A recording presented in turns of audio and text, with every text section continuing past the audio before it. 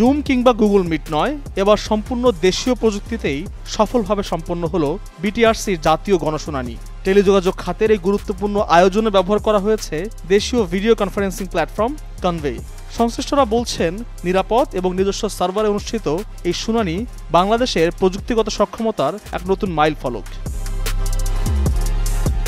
মঙ্গলবার রাজধানীর বিটিআরসি ভবন থেকে পরিচালিত এবারের গণশুনানিতে কনভে অ্যাপের মাধ্যমে দেশের বিভিন্ন প্রান্ত থেকে যুক্ত হন অসংখ্য গ্রাহক। সিনেসিস আইটির সাথে বুয়েট সহ দেশের শীর্ষ প্রকৌশলীদের তৈরি এই অ্যাপটি এর আগে দক্ষিণ আফ্রিকায় G20 এর শীর্ষ সম্মেলন এবং জাতীয় জলবায়ু অর্থায়ন সম্মেলনের মতো গুরুত্বপূর্ণ ইভেন্টে সফলভাবে ব্যবহৃত হয়েছে।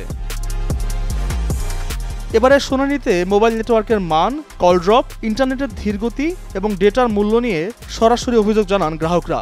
বিটিআরসির ভাইস চেয়ারম্যান মোহাম্মদ আবু বকর সিদ্দিকের সভাপতিত্বে আয়োজিত এই ভার্চুয়াল সভায় তাৎক্ষণিকভাবে প্রশ্নের উত্তর দেন সংস্থার মহাপরিচালকরা।